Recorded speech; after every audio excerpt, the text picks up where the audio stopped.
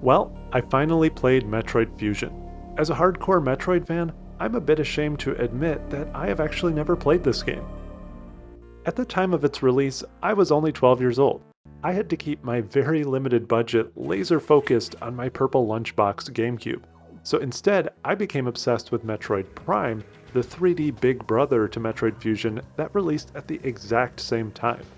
Metroid Prime was my first experience with the franchise, so I had the unique perspective of starting in 3D. Over time, and as my budget expanded, I managed to track down and play almost every Metroid game I had missed. I even spent time with the infamous, but honestly kind of awesome Metroid Pinball, yet somehow I never got around to Fusion. And that's a shame, because if I had known what I was missing out on, I would have played this game much sooner. Now, it's already pretty widely accepted and established that Metroid Fusion is a great game. Metroid fans might have a few complaints with it, but overall it seems to be in good standing.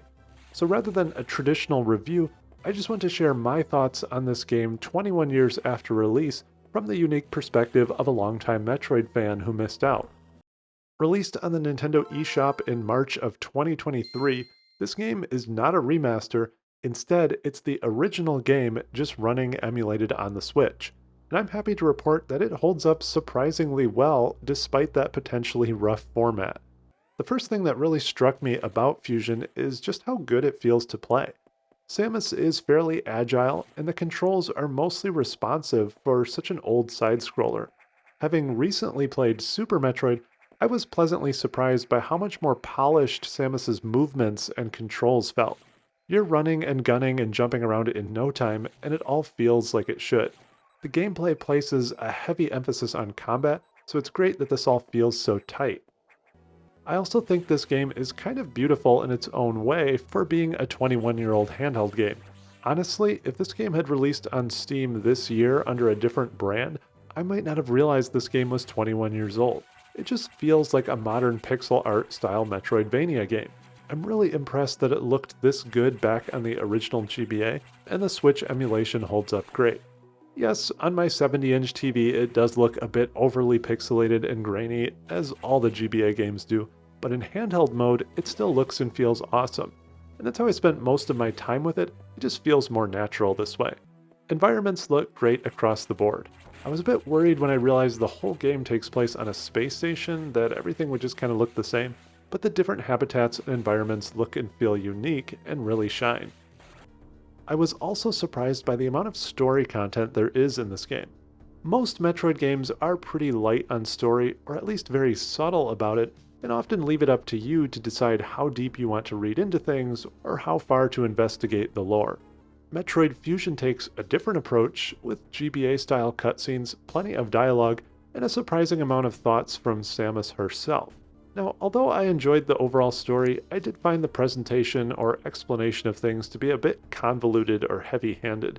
And as much as I enjoyed peering a bit more into the character of Samus, I think overall I prefer her as a mostly silent protagonist. The writing here isn't exactly stellar, and her verbose thoughts lack the overall impact of a more restrained approach we see in something like Metroid Dread. On that note, I do want to mention that this game adds a surprising amount of context and value to the story told in Metroid Dread, so playing Fusion only makes that awesome game even better. I loved Dread, and I always understood that Fusion came before it, but I didn't realize quite how closely these stories are intertwined, and that's just cool. Now, speaking of Dread, this game definitely made me miss some of the quality of life features from more modern 2D Metroid games like Dread and the Samus Returns remake. I missed the melee counters or running melee attacks against enemies. I definitely missed the slide feature in and out of morph ball tunnels or gaps, and I missed the organic animations and the smooth 360 aiming. However, some things in Fusion I actually found to be easier to use than in Dread or later games. For example, I appreciated the simple and straightforward map and world layout. To this day, I find the map of Dread to be extremely convoluted, somehow managing to be hyper-detailed, overly complex, and yet awkwardly vague or hard to read at the same time. Some of this map headache might stem from the fact that the world layout itself of Dread is extremely complicated. I don't know, maybe this is just a me thing. Anyway, there's some other interesting quirks about this game that I have sort of mixed feelings about. First, for whatever reason, I found most of the boss fights of this game to be extremely difficult. In fact, disproportionately difficult to the rest of the game. Maybe I just didn't have enough energy tanks, or maybe they were just designed to be that way, or maybe I'm just not good at them. On some bosses, I died many times and finally caved and used the rewind feature of the Switch emulator, which is actually a super cool feature that I had not used much in other games up until now.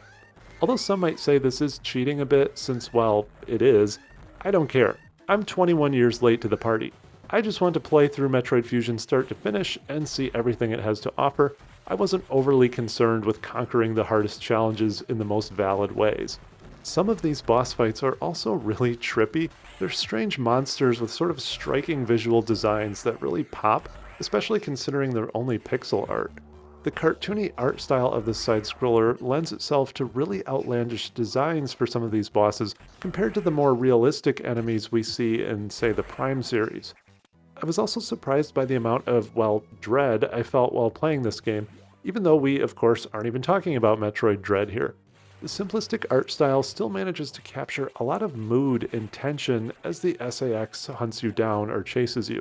There are also somewhat horrifying vibes and threads in the story if you're really following the plot along. This adds another layer of personality to the game that I really enjoyed.